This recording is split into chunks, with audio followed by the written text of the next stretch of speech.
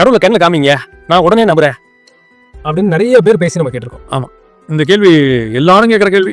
நாத்திகர்கள் அத்தனை பேரும் ரொம்ப அறிவுபூர்வமாக கேட்கக்கூடியதான அபத்தமான கேள்வி.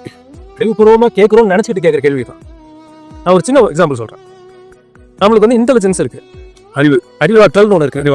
அறிவாற்றல் அறிவு கூர்மை இருக்குது. அந்த அறிவு கூர்மை வச்சு தான் நான் உங்ககிட்ட பேசிகிட்டு இருக்கேன். மாற்றுக்கருத்தே நம்மளுக்கு இல்லை. 100 பேர்கிட்ட கேட்டாலும் எல்லாரும் 100 பேரும் இதுதான் சொல்லுவாங்க.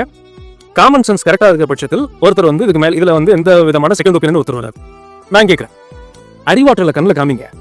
அதை வச்சு தானே நீங்கள் பேசுகிறேன்னு சொல்கிறீங்க, அதை வச்சு தானே நான் பேசிகிட்டு இருக்கேன்னு சொல்கிறேன். அதை மட்டும் நீங்கள் கண்ணில் காமிங்க, நான் நம்பிடுறேன். மூளையை நீங்கள் காமிக்கலாம். அவங்க சொல்லுவாங்க, நான் உடனே அடுத்தது கொஞ்சம் சொல்லுவாங்க, மூளையை நாங்கள் பார்க்குறோம்ல, மூளையை நீங்கள் காமிக்கலாம். அறிவாற்றல இன்டெலிஜென்ஸை மேபி அவனுக்கு ஒரு எக்ஸாம் கொடுத்து பரிச்சை எழுதி வச்சா உங்களை அந்த அறிவாற்றலை நீங்கள் டெஸ்ட் பண்ணலாம். அறிவாற்றலை கண்ணில் காமிக்க முடியுமான்னு கேட்டால் முடியாது. எனக்கு நீங்கள் சொன்ன உடனே தோன்றது நான் சொல்கிறேன். இப்போ மூளையை காமிங்கிறது வந்து ஃப்ளஷ் அண்ட் பிளட். ஆமாம் இல்லையா? அறிவாற்றலை காட்டுங்கிறது ஒரு ஸ்பிரிட்டுக்கான ஈக்குவலான ஒரு விஷயம். ஸ்பிரிச்சுவலாக அதான் கரெக்ட். ஸ்பிரிச்சுவலாக அதானே கரெக்ட் இல்லையா? அப்போ கடவுளை கண்ணில் பார்க்கணுங்கிறது ஃப்ளஷ் அண்ட் பிளட். கடவுளுங்கிறது ஸ்பிரிட்டு.